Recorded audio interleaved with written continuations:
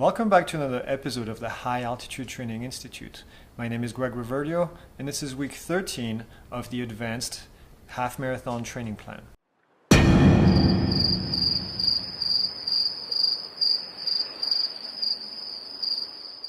If you haven't watched the introduction video, I highly recommend that you do so. That video will give you information about three separate things. The first one is which of these training plans should you be following? We have a beginners, we have an intermediate, and we have an advanced training plan. The second thing is figuring out where you should be starting your training in these videos. This is a 20-week program, but maybe all you need is 16 weeks. So go on the website and figure out where you should be starting this plan. And finally, the last thing that it will do is help you with the pace. Which pace should you be doing on your easy run? Which pace should you be doing on your long run, on your tempo run, and all of that. That's all going to be in the introduction video.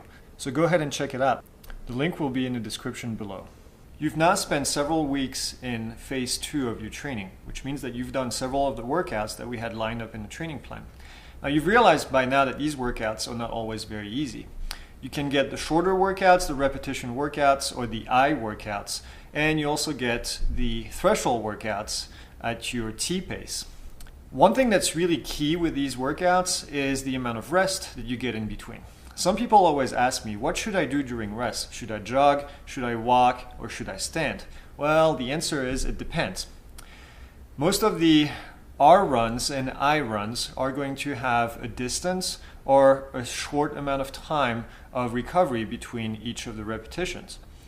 For R runs and I runs, you want to do a jog rest, which means that as soon as you stop, you're going to be jogging very slowly to recover until the next repeat. Now, I highly recommend that you go at whatever pace feels comfortable for you to be recovered by the next repetition. If you have to rest for 200 meters, take your time. Just jog as long as by the time you get to the end of the 200 meters, you are rested and you can give all you have in order to finish the 200-meter repetition or the 400-meter repetition. Whatever it is that you have to run at a faster pace, you have to be rested for it.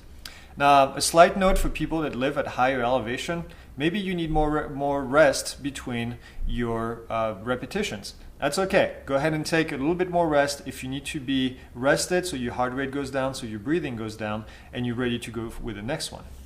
In terms of your threshold run, you can notice that it says rest instead of jog in the description of your run. If it says rest, for example, 1 mile T plus 1 minute rest, that means standing rest.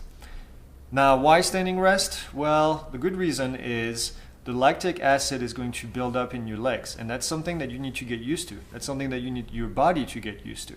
If the lactic acid builds up in your legs, as soon as you're done with that minute rest or 2 minute rest, whatever is in your training plan, then your legs are going to feel like lead as soon as you start running. Now, it's not a great feeling, but on race day, the same thing is going to happen. As soon as you start getting that lactic acid build up in your body is going to have to flush it. If you teach your body how to flush the lactic acid during training, then on race day, it's going to be a lot easier to get rid of it. Now, 1 minute rest for 1 mile threshold run. Usually it's 2 minute rest for 2 mile threshold runs, and so on and so forth. For every mile that you do at threshold pace is going to be 1 minute of rest at the end of it. Now what I do is I get to the finish, I stop almost immediately, and I stand right there. I'm not stretching my legs, I'm not doing any kind of stretching exercises when I get there. I'm just standing still until my 1 minute is over, and then I start running again. So this is it. R workouts and I workouts are going to be done with a jog, and T workouts, threshold runs, are going to be done with a standing rest. Now let's take a look at this week's training plan. One more week in phase 2, and if you've done all of the training weeks so far with us, this is week 8 out of 20, and we have 13 weeks until race day. Total mileage this week will be 46 miles, and on Monday we're going to do an easy run, 5 miles, and then on Tuesday we'll do 400-meter repetition workout, which is going to be 400 meters at repetition pace followed by 400-meter jog recovery, and we're going to do this actually 8 times, and with 2 miles of warm-up and 2 miles of cool down, that's an 8-mile workout. Wednesday, some rest day, and then on Thursday, we're going to do an easy run, 4.5 miles. On Friday, we have a pretty big workout, which is going to be 2 times 200 repetition with 200 jog as a kind of a warm-up, although you're going to do 2-mile warm-up before that. And then 5 times 1 mile at T-pace, and we'll take 1 minute rest between each of these 1 mile T-pace.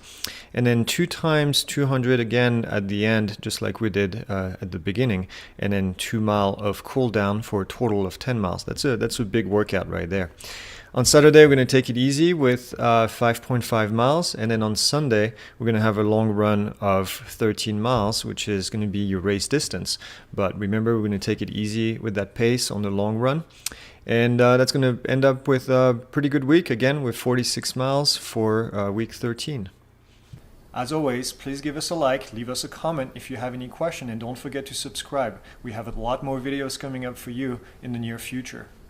If you want more information about the High Altitude Training Institute and what we do, please go ahead and visit www.altitude.run.